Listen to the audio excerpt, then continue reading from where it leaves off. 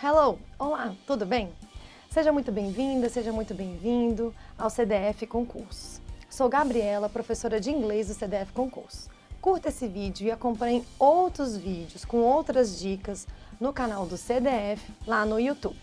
Bom, agora nós vamos falar sobre outra dica muito importante para a sua prova da PCDF. Preste bastante atenção. Vamos falar do verbo mais comum em inglês, o verbo be. Acompanhe comigo na tela, vamos ver como esse verbo é flexionado, como utilizar ele e também vamos ver uma questão de prova a respeito do verbo be. Bom, o verbo be ele possui 7 flexões diferentes. No presente, ele apresenta as formas am, is e are. A forma am ela é exclusiva do pronome pessoal I. A forma is ela é exclusiva dos pronomes he, she e it. E para os demais pronomes você deve utilizar, então, a forma are. No passado, existem apenas 2 flexões. A forma was, ela vai ser exclusiva de he, she e it, e a forma were você deve utilizar para os outros pronomes pessoais. No passado particípio, o verbo be apresenta esta grafia, B-E-E-N. E o que significa, então, esse passado particípio? Esse passado particípio vai ser a forma do verbo be que vai aparecer em 3 tempos verbais. Vamos ver quais são eles. O present perfect continuous, que tem esta fórmula aqui, apresenta o verbo have na forma have or has, seguido do verbo be na forma been e mais o verbo principal da frase acompanhado de ing. Você vai utilizar esse tempo verbal para ações que começaram no passado e continuam acontecendo. Lembre-se que aqui é importante o tempo. Aqui sempre estamos destacando o tempo da ação. O Past Perfect Continuous apresenta esta fórmula. O verbo had, seguido do verbo been, mais o verbo principal, seguido das 3 letrinhas ing. Esse tempo verbal você vai utilizar para descrever ações contínuas no passado. Por último, falaremos então do Future Perfect Continuous, que tem esta fórmula. Will have been, mais o verbo principal acompanhado das 3 letrinhas ing. Esse tempo verbal vai descrever uma ação que terá acontecido no momento futuro específico. Perceba então que o verbo be ele possui 7 diferentes flexões.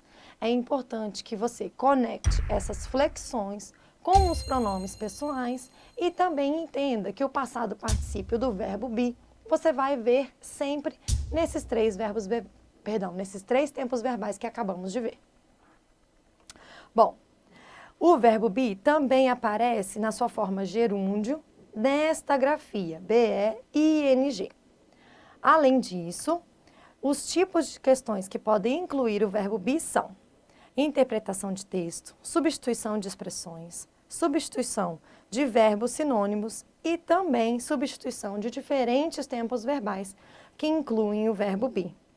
Perceba que como este verbo possui uma série de flexões diferentes, é muito comum que ele apareça na sua prova de inglês, dentro de um tempo verbal, dentro de uma questão que vai pedir para você substituir um verbo pelo outro ou um termo pelo outro. Então, é preciso que você preste bastante atenção quando esse verbo aparecer na sua prova. Vamos agora juntos resolver uma questão de prova que inclui, então, o verbo be.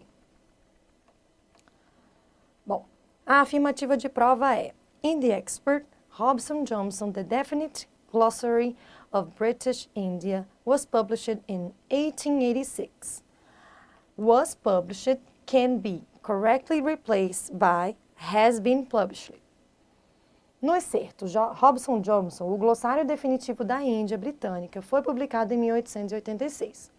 Foi publicado, pode ser corretamente substituído por tem sido publicado. Bom, veja que was published é uma expressão que está sendo apresentada no Simple Past. O verbo be está apresentado, então, aqui no Simple Past. E o Simple Past, que é o passado simples, ele indica uma única ação que aconteceu e terminou lá no passado. O termo que essa questão pede para a gente substituir was published é has been published, que está no tempo verbal present perfect. Esses dois tempos verbais são diferentes. O present perfect vai ser utilizado quando a ação começou no passado e ainda é verídica, e ela pode ou não continuar no futuro. Portanto, o item está errado. Veja que essa questão exigiu de você o conhecimento de alguns tempos verbais em inglês, que inclui, então, uma das formas das flexões do verbo be. É importante, então, que você estude esse verbo para que, quando você se deparar com uma questão parecida com essa, onde você tem que substituir um termo pelo outro, você tenha a certeza de quando você pode fazer isso e de quando essa substituição ela é incorreta. Espero que você tenha gostado desse vídeo. Curta esse vídeo, compartilhe com os amigos e siga também o canal do CDF Concursos no YouTube. Muito obrigada. Thank you very much. Bye.